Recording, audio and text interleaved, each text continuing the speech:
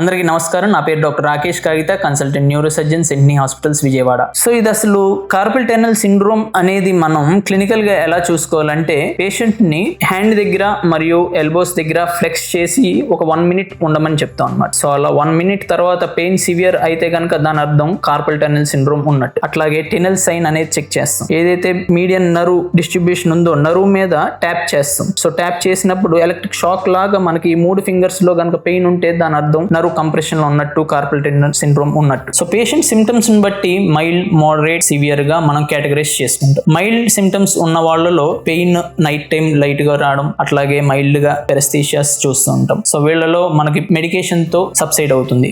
Medication ఏముంటాయంటే anti inflammatory drugs, అలాగే pain కొంచెం severe గా ఉన్న వాళ్ళలో స్టెరాయిడ్ మెడికేషన్ ఇస్తుంటాం. అలాగే మోడరేట్ అండ్ సివియర్ కండిషన్స్ లో ఒకవేళ పెయిన్ కి తగ్గపోతే చిన్న సర్జికల్ ఆప్షన్ కి వెళ్లాల్సి ఉంటుంది. కార్పల్ టన్నెల్ సిండ్రోమ్ కు సర్జికల్ ఆప్షన్ అనగా కార్పల్ టన్నెల్ రిలీజ్ ప్రొసీజర్ అనేది చూస్తాం. ఓపెన్ లేదా ఎండోస్కోపిక్ ప్రొసీజర్ లో 2 centimeters ఇన్సిజన్ లో ఏదైతే carpal tunnel transverse carpal ligament లేదా ఫ్లెక్సర్ రెటినాకులం అనుకున్నామో ఆ లిగమెంట్ ని మనం ఫ్రీ చేయడం ద్వారా మనం మీడియన్ నర్వ్ మీద ఉన్న కంప్రెషన్ ని కంప్లీట్ గా రిలీవ్ చేయడం ద్వారా పెయిన్, పెరస్థీషియాస్ అట్లాగే వీక్నెస్ కూడా తగ్గుతుంది.